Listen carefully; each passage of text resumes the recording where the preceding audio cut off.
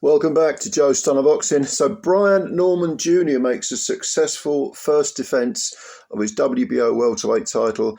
He stops Derrieck Cuevas of Puerto Rico in 3 rounds, right at the end of the round it was. And this was, on paper it looks like an easy gig. I suppose it was. I mean, he got rid of him quick, no problem. But the first round, you were thinking this could shape up to be a nice little fight because both guys, orthodox fighters.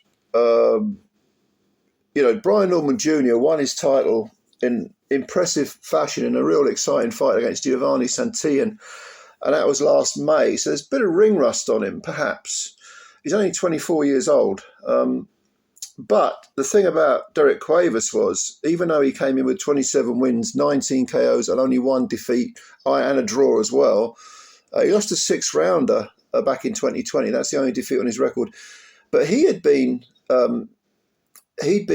inactive since, I think it was the back end of 2023. So he had even more ring rust on him, well over a year. And it kind of showed in the first round. You were thinking, this is okay. They're both standing off and sort of it was a bit of cat and mouse, a little bit of chess going on there. Brian Norman Jr., very, very quick hands indeed. But Cuevas, he looked like he had some timing on him because he landed one that was a left hook that shook Norman Jr. His legs shuddered. And you thought, okay, this, this is shaping up. Norman Jr., by the way, is undefeated now. I mean, this was his 27th win and his 21st KO, no draws, no defeats. But in the second round, he took over. He pretty much took over, and he actually rattled Cuevas sort of towards the end of the round. Cuevas was actually knocked back into the ropes. The ropes propped him up, but he was thinking, okay, he's been nailed a bit. Not really a big deal, okay, decent punch by Brian Norman Jr. But we knew he was dangerous. We know he's very fast, got good timing.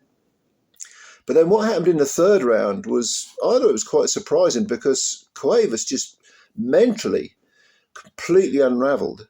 Just, I don't know whether you'd say it was out of the blue because he did ship some punishment. But if you're a fighting man, a bit of a warrior, you'd expect him to have done more, to be honest with you. And you're going to say, well, yeah, but that's easy for you to say. You're sitting watching it. You're not in there.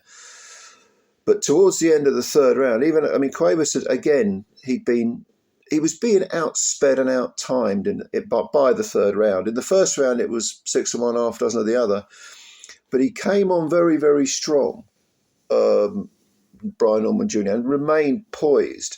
And he seemed to just have so much more belief than Cuevas. Cuevas, the moment the punches started landing, the moment he was being clipped by hooks and well-timed hooks, and the moment he was being out-feinted, suddenly he mentally seemed to think, I don't want to be here.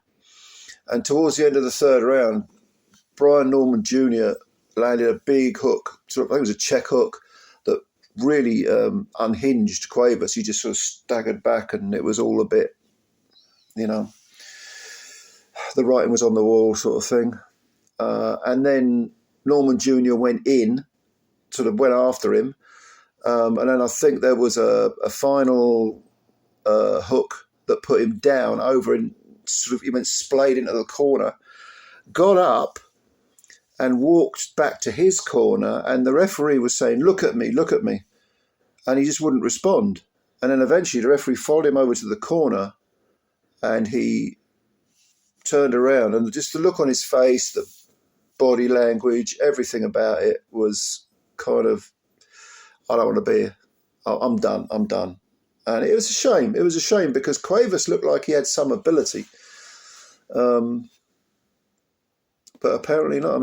Apparently mentally he just wasn't there. And having been out for so long, for 14, 15 months, 16 months, whatever it was, I would say, okay, yeah, you can blame ring rust from a physical point of view, from a timing point of view.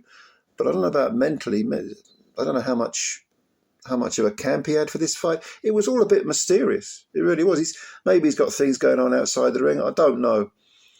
But the way he just collapsed psychologically was quite shocking, really. And the referee just stopped the fight. The referee, you know, Cuevas was sort of just looking over. He wasn't even looking at the referee, really. He just didn't want to fight. And the ref waved his arms and rightly stopped it. So a third round stoppage for Brian Norman Jr., first successful defence of his WBO welterweight title. And this kid's good. This kid's good. He's only 23, 24, I think.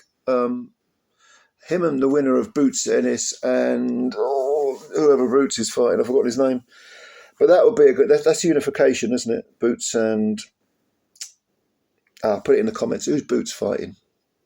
I'm in one of those fucking premature senior moments. Anyway, whoever they're fighting, unification. Brian Norman Jr. is in the mix. I'd like to see Brian Norman Jr. against Boots. Boots' career, he seems to be not stalling, but it's not as active as I think people thought it might be when he joined Matchroom. So there seem to be a lot of these champions and contenders in the welterweight division at the moment who are having long periods of time out of the ring, and they're not being as busy as you would hope. So a bit of ring rust flying around on all fronts, really. But make no mistake about it, Brian Norman Jr. now 27 wins, no draws, no defeats. He's a threat. He's a threat, definitely. So if you saw this fight, let me know what you thought. Comments below. Please subscribe to the channel if you're new, and if you like this video, if you could hit the like button, that always helps us out. Thanks very much, ladies and gentlemen. More to come, and I'll see you later. Bye for now.